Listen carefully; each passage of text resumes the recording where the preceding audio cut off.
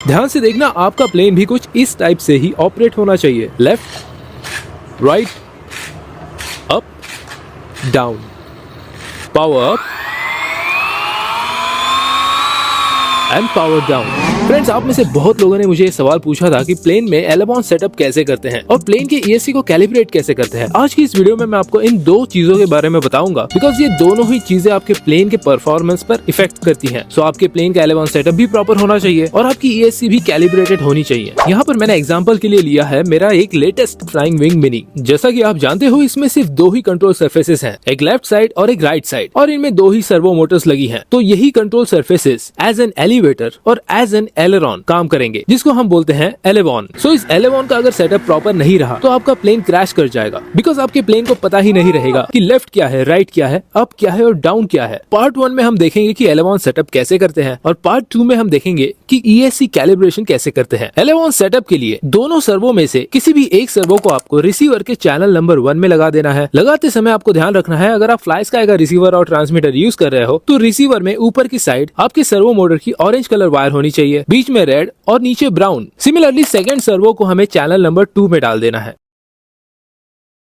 और तीसरी वायर होती है ईएससी की वायर, इसे हमें चैनल नंबर 3 में डाल देना है। बिकॉज चैनल नंबर 3 होता है थ्रॉटल, ऑरेंज ऊपर, रेड बीच में और ब्राउन नीचे। रिसीवर में हमने ये तीनों वायर्स कनेक्ट कर दी हैं। अभी हम करेंगे हमारा ट्रांसमीटर ऑन, और जैसे ही हम हमारे स्टिक्स को घुमाते हैं, आप देख सकते हो कि कंट्रोल सरफेस इम्प्रॉपर मूव कर रहे हैं। आइडियली जब आप स्टिक लेफ्ट करते हो तो आपका लेफ्ट कंट्रोल सरफेस ऊपर जाना चाहिए और राइट कंट्रोल सरफेस नीचे जाना चाहिए, इससे आपका प्लेन लेफ्ट टर्न लेगा। सिमिलरली जब आप स्टिक राइट करते हो तो आपका राइट कंट्रोल सरफेस ऊपर जाना चाहिए और लेफ्ट कंट्रोल सरफेस नीचे जाना चाहिए, जिससे आपका प्लेन राइट रोल होगा। अगर हम स्टिक बैकवर्ड पुल करते हैं तो प्लेन ऊपर की तरफ जाना चाहिए। फॉर दैट आपके दोनों कंट्रोल सरफेसेस ऊपर होने चाहिए। और हम जब स्टिक फॉरवर्ड करते हैं तो आपका प्लेन नीचे की तरफ जाना चाहिए, जिसके लिए आपके कंट्रोल सरफेसेस दोनों नीचे की तरफ होने चाहिए। तो ये होता है करेक्ट कंट्रोल सरफेस सेटअप। लेकिन अभी हम स्टिक घुमा रहे हैं तो एक भी कंट्रोल सरफेस स्टिक के अकॉर्डिंग प्रॉपर मूव नहीं कर रहा है। तो सबसे पहली स्टेप हम करेंगे, ओके बटन को प्रेस करके इसके फंक्शन सेटिंग में जाएंगे। उसके बाद इस डाउन की का यूज करके हम पेज 2 पर जाएंगे, जहां पर हमें मिल जाएगा एलेवॉन ऑप्शन। इस ऑप्शन में ओके बटन प्रेस करके हम एंटर करेंगे। अब यहाँ पर देख सकते हो कि एलेवॉन ऑफ है, इसे सबसे पहले हमें कर देना है ऑन। तो अब यह डाउन बटन का यूज करके हम इसे ऑन कर देंगे। ये ऑन होने के बाद सेकंड इंपॉर्टेंट स्टेप करनी है। यहाँ पर चैनल 1 और 2 जो 50% है उसे हमें कर देना है 100%। तो दोनों को ही 50% से हम कर देंगे 100%। मतलब आपके सर्वो का आर्म मैक्सिमम डिफ्लेक्शन देगा। इसके बाद इसे सेव करने के लिए आपको कैंसिल बटन को लॉन्ग प्रेस करके रखना है। अगर आप शॉर्ट प्रेस करोगे तो सेव नहीं होगा। Let's see, yes it is saved. तो हमारी स्टेप 1 कंप्लीट हो गई है। अभी हमारे प्लेन को पता चल गया है कि हम एलेवॉन सेटअप में है। तो चलो एक बार स्टिक घुमा करके देखते हैं। याद है ना, लेफ्ट स्टिक में आपका लेफ्ट कंट्रोल सरफेस ऊपर जाना चाहिए और राइट कंट्रोल सरफेस नीचे जाना चाहिए। नहीं यार, ये तो हो ही नहीं रहा है। तो अब क्या करें? इसके लिए आपको स्टेप नंबर 2 करनी है। आपके फंक्शन सेटिंग में रिवर्स फंक्शन सबसे पहला होता है। उस रिवर्स फंक्शन को आपको ओपन करना है। अब यहाँ पे हमें खेलना है सिर्फ चैनल 1 और चैनल 2 के साथ। तो सबसे पहले हम रिवर्स करते हैं चैनल 1 को। Now let's see if it works. Left stick में लेफ्ट वाला ऊपर जाना चाहिए, राइट वाला नीचे जाना चाहिए। नहीं,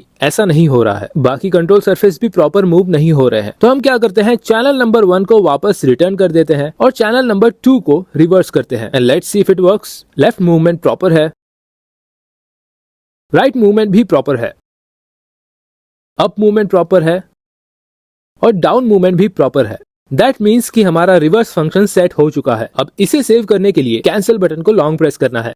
let's see if it is saved.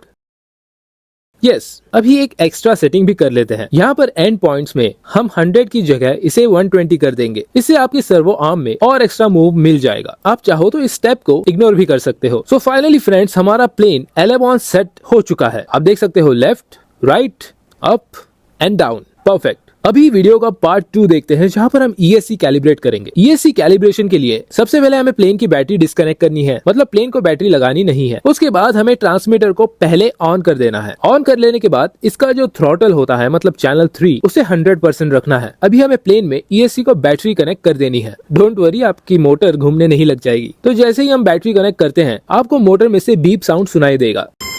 जैसे ही मोटर साइलेंट हो जाए, आप आपके ट्रांसमीटर के थ्रॉटल स्टिक को 0% पर कर दो। उसके बाद अगेन आपको मोटर में से उतनी बीप सुनाई देगी जितने सेल की आपकी बैटरी है। जैसे मैं यहाँ पर 2 सेल यूज कर रहा हूँ तो मुझे सिर्फ 2 बीप सुनाई देंगी और उसके बाद एक लॉन्ग बीप सुनाई देगी।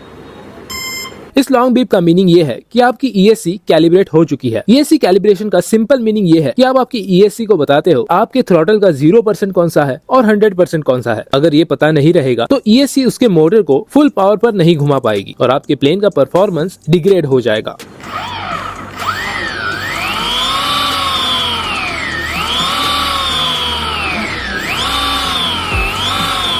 तो ये थे दो सबसे इम्पोर्टेंट चीजें, ESC कैलिब्रेशन और aileron setup. And I hope कि आप आपका प्लेन प्रॉपर्ली उड़ा पाओगे। वीडियो अगर इन्फॉर्मेटिव लगा होगा तो चैनल को सब्सक्राइब कर देना फ्रेंड्स।